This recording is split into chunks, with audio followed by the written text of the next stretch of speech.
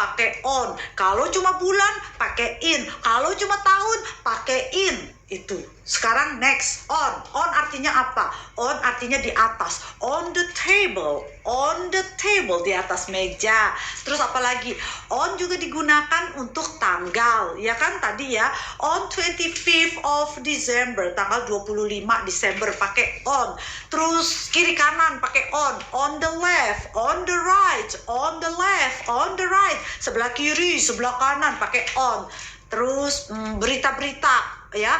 Itu juga pakai on. On the news, ada di berita.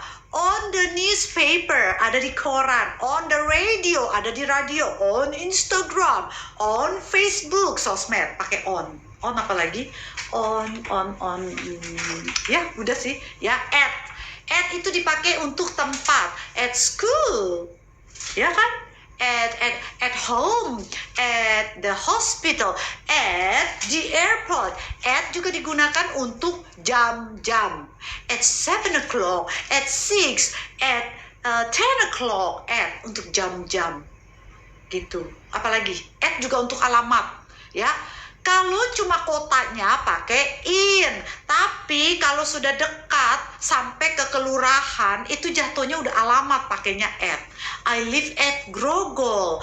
I live at Grogol. I live in Jakarta. I am from itu mah nggak ada in ya. I live in Indonesia. Gitu ya. Nomor berapa, Bun? Ini nomor admin ya, nanti balik ke papan sebentar.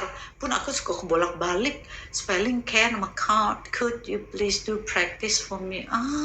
Spelling. Kalau spelling itu harus belajar sendiri, sayang. Gampang sebenarnya, kok bisa terbalik sih? Can bisa, can't artinya cannot. Gitu. Spelling harus belajar sendiri. Ya, sebentar ya. Aku senang bisa bahasa Indonesia, nyesel kenapa ini tadi udah